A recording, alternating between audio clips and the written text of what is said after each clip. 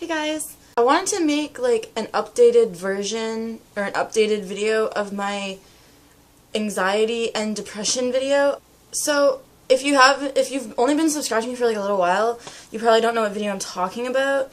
But if you go far back enough, like I have a video talking about anxiety disorders and whatever and like depression and stuff. And I find it just helps, or it could help people with anxiety, I guess, because I have an anxiety disorder, diagnosed by a doctor and everything, and like I take anxiety pills and all this stuff, and it's been something that I've been dealing with, you know, like pretty much my entire life since I was in grade 5, so since I was like 10, I've been dealing with anxiety. This video, though, I'm really just going to focus on anxiety because I had depression in the past, and often depression and anxiety kind of intertwine, they mingle together. Like, you usually have both of them. If you have one, then you're going to get the other kind of thing. They're, you know what I mean?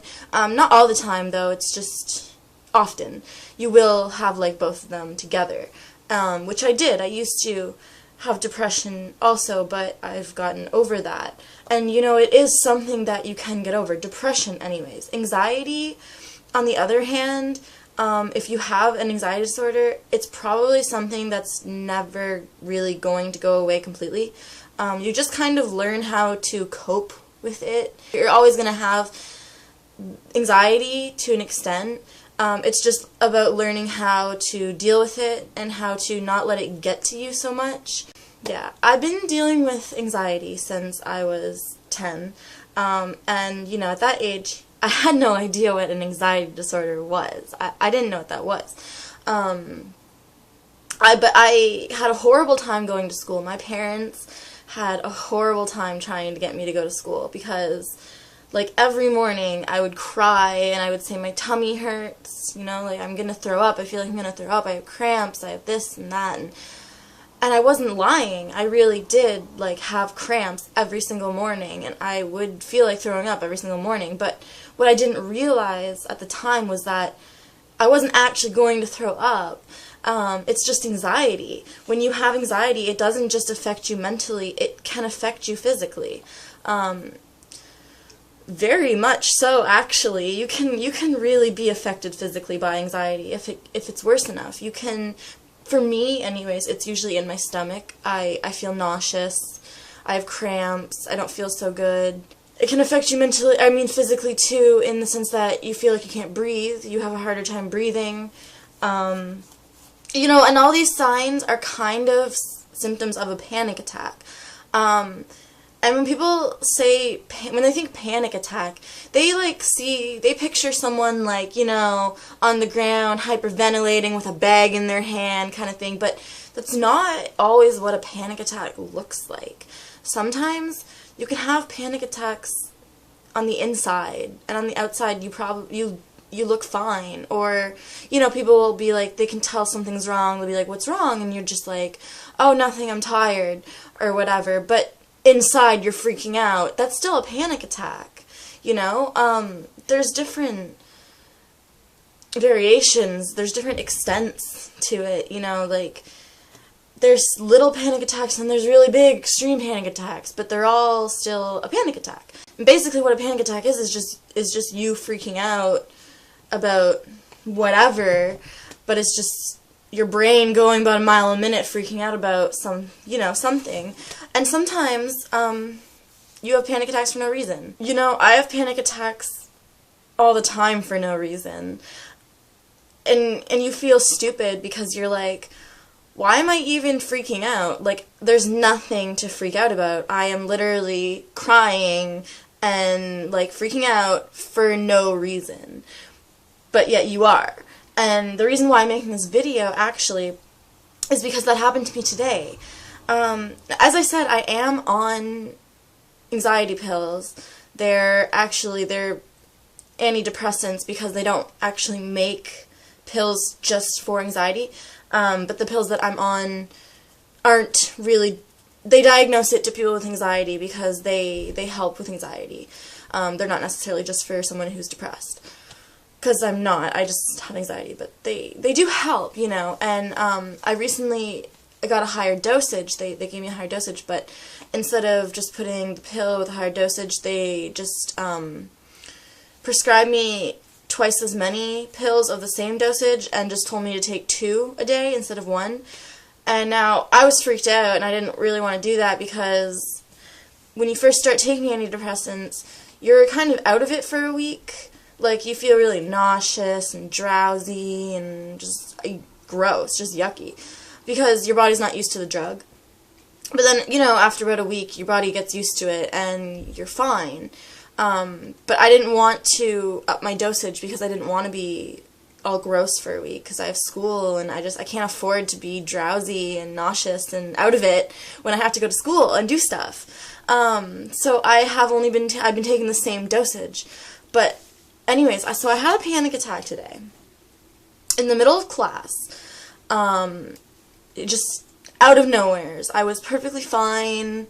You know, I was like, the class before that, I was fine. I was laughing and, you know, making jokes and whatever and doing stuff. And then the next class comes, and all of a sudden I just feel like crying. Like, I got really, really down. Like, I just felt so upset for some reason. And then I felt like crying. And then it makes it worse because, you know, I'm in a public place. I'm surrounded by people who have no idea what's going on, so I can't just cry. So I have to keep this inside of me, and it makes me feel worse, you know, and it makes me want to cry even more because I can't cry.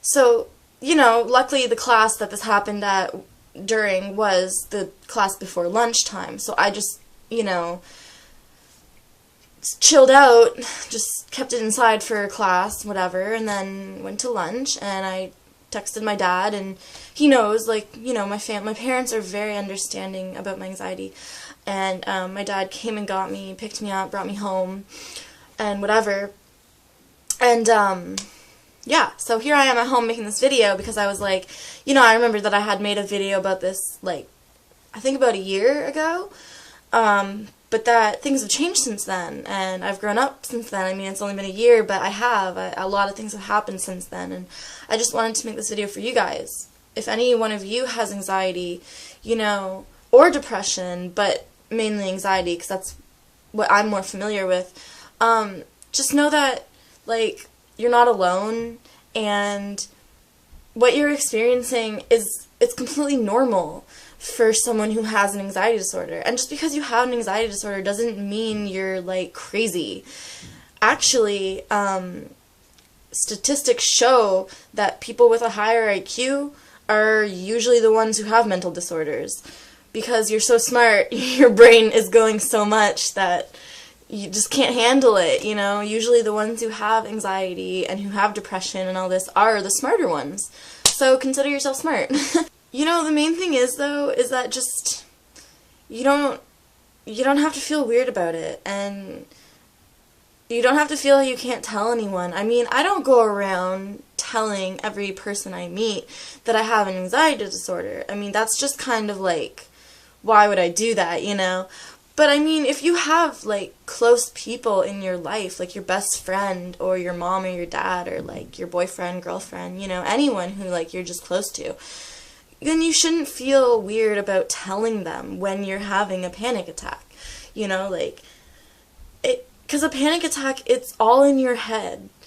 You may get the physical symptoms of it, but your brain is, like, so powerful that it can trick your body into thinking it's actually sick when it's not. Like, you can actually give yourself a heart attack if you're freaking out hard enough. Because your brain is just that powerful. It freaks out so much that it actually believes something is wrong. So if you just chill out, calm down, you know, take deep breaths, think, I'm fine, it's all in my head, you will eventually calm down. But, you know, it really helps to have someone who's there for you and who can sit with you, sit beside you while this is happening, rub your back, or, you know, tell you it's okay. Personally, to me, the thing that helps the most is when someone rubs my back. just someone touching me, someone just, you know, the motion of someone else who is calm doing that, it calms me down. But it could be anything. You know, I just want to stress that you should never feel weird about telling people how you feel, about, you know, just saying, I'm kind of having anxiety right now, like, and then if they know you, like, if they're close enough to you, they'll know. Anyway, so I'm sorry if this video wasn't all that helpful. I just wanted to kind of put it out there, I guess, and update the video that I had made previously, which I can find and link in the description if you wanted to go see my first video on anxiety and depression. It's about a year old though, so don't laugh. Thanks for watching, and, you know, everything works itself out in the end, and don't stress about things too much, because life's too short, you know? You have to be happy and enjoy life, and don't trap yourself in your bedroom by yourself all day every day when you could be outside enjoying fresh air. Just keep the people who are close to you, and, you know, that's it. You don't have to worry about the ones who aren't close to you, because you don't know them, they don't know you. Who cares what their opinion is? I'll see you guys later. Bye.